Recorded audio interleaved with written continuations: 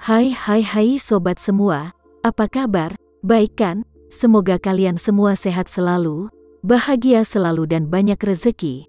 Kali ini Mimin mau melanjutkan cerita dari novel Menantu yang Diremehkan. Semoga cerita ini bisa menghibur kalian semua ya, dan bisa menemani hari-hari kalian semua. Oh iya, jangan lupa bantu like dan komen ya biar Mimin tambah semangat uploadnya.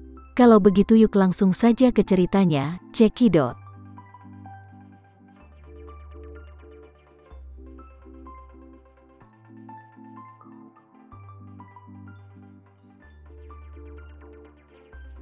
Memikirkan hal ini, Harry mengamatinya dan berkata, "Tama, saudaraku, terima kasih banyak. Aku bersyukur memiliki saudara sepertimu." Tama sedikit tersenyum dan mengangguk, "Aku, Tama. Aku adalah saudara laki-lakimu. Jika kamu memanggilku Tuan lagi, aku akan memutuskan hubungan kita." Harry buru-buru berkata, "Tama, jangan khawatir.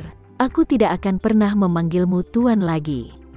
Tama bukanlah seorang tuan di depanku, kamu adalah saudara laki-lakiku, saudara seumur hidup." Tama mengangguk ringan, dan berkata dengan puas, "Aku sangat bangga memilikimu." Saat ini, Chandra dan Alena juga keluar. Keduanya merasa bahwa jika tamu Tama datang berkunjung di rumah, tentu mereka harus melakukan sambutan yang baik dengan keramahan.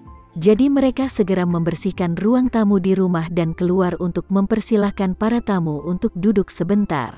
Tetapi setelah mereka keluar, kedua orang itu menyadari bahwa ternyata ada lebih banyak orang di luar daripada yang mereka bayangkan. Yang lebih mengejutkan adalah bahwa orang-orang ini hampir semuanya adalah orang yang memiliki perusahaan paling bergengsi di Jakarta. Apalagi saat melihat Linda, Alena tiba-tiba merasa sedikit minder. Dia tahu Linda juga ada di luar, jadi dia harus merias wajah sebelum keluar. Biasanya, Alena keluar tanpa riasan sama sekali. Dia jarang merias wajahnya dan tidak begitu elegan dalam berbusana. Tapi untuk hari ini dia harus tampil berbeda. Jadi, di depan Linda yang tampak sangat cantik, dia tiba-tiba tampak sedikit muram. Chandra tahu bahwa menantu laki-lakinya sangat cakap sekarang, dan kliennya semuanya dari orang hebat. Jadi melihat begitu banyak tamu saat ini, dia merasa sangat bangga. Namun, ketika dia melihat Dr. Wisnu, Chandra buru-buru menyapanya dan berkata dengan hormat, "Oh, Dr. Wisnu, Anda di sini juga ya? Anda adalah penyelamat hidup saya. Saya harus memberikan Anda ucapan tahun baru." Dr. Wisnu tidak bisa menahan perasaan sedikit malu, karena dia tahu betul bahwa para plagiat tinggi yang disebabkan oleh kecelakaan mobil disembuhkan oleh Tama dengan obat ajaib miliknya, dan dia tidak ada hubungannya dengan kesembuhan itu. Oleh karena itu, Chandra sangat menghormatinya sehingga dia tidak bisa menahan rasa malu, dan buru-buru berkata, "Tuan Haris, Anda terlalu sopan. Tuan Tama telah memberikan saya banyak pertolongan. Jadi saya datang ke sini untuk mengunjunginya." Kali ini, Johan maju dan menghampiri Chandra. Dia membungkuk sedikit dan berkata dengan hormat, "Halo, Tuan Haris. Saya juga ada di sini. Saya mengucapkan selamat tahun baru ya. Semoga dilimpahkan berkah selalu." Chandra juga ingat bahwa dia memiliki beberapa kontak dengan Johan di Grand Mansion, dan dia sudah sangat mengenalnya. Jadi dia tersenyum dan berkata, "Anda terlalu sopan Tuan Johan. Dan saya juga mengucapkan selamat tahun baru. Semoga sehat selalu dan diberkati." Johan yang sangat tersanjung dan berkata, "Jika Anda membutuhkan saya, Anda bisa memanggil saya kapanpun Tuan." Chandra sangat bangga dengan hatinya, dan diam-diam berkata, "Oh, terima kasih Tuan Johan. Saya ini cuma pria tua yang tidak memiliki apa-apa yang luar biasa sekarang. Bagaimana bisa aku meminta penguasa bawah tanah Jakarta untuk membantuku? Hahaha, apalagi Anda bersikap sopan begitu di depan banyak orang."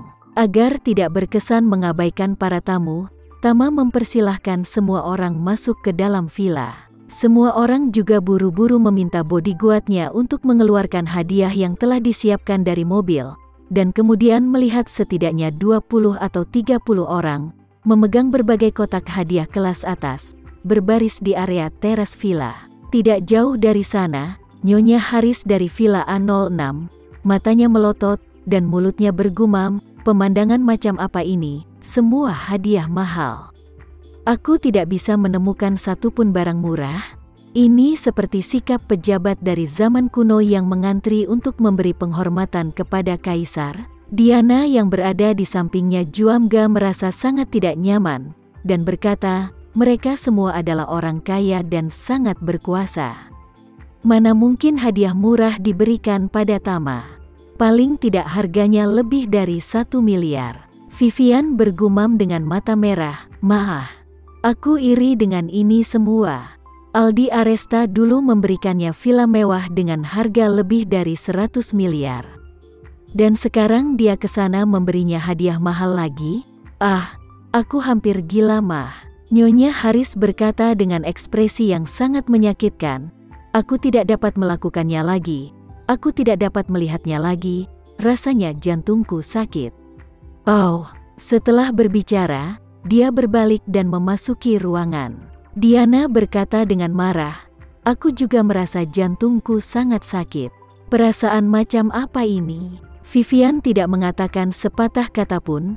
Melihat Andre mengikuti Aldi Aresta ke Villa Tama, dia merasa lebih tidak nyaman. Arkan sedang berbaring di tempat tidur dan meratap, "Mah, Nek, jika kalian tidak mendapatkan sesuatu untuk dimakan, kita akan mati kelaparan.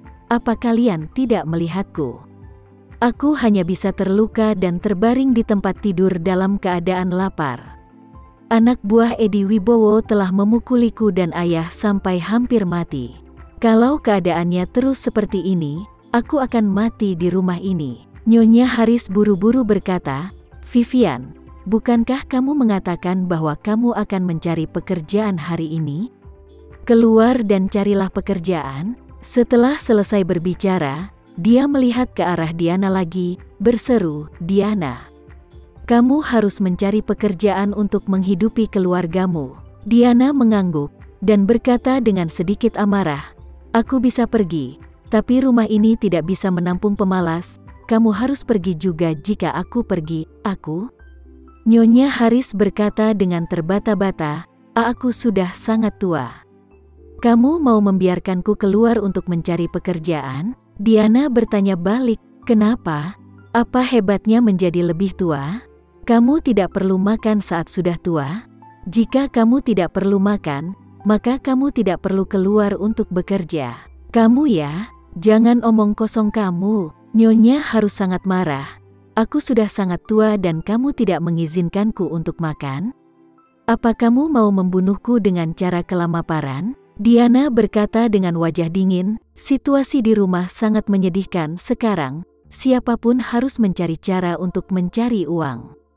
Glenn dan Arkan sekarang terluka. Mereka dapat dikecualikan untuk sementara, tetapi kamu tidak bisa." Nyonya Haris dengan marah berkata, "Hei, wanita gila, aku sudah sangat tua, dan kamu masih memaksaku untuk bekerja. Kamu sengaja mau membunuhku." Menantu perempuan berhati serigala. "Jika Tuhan melihat ini, dan Ia akan menurunkan petir dari langit dan akan menyambarmu." Diana mencibir dan berkata,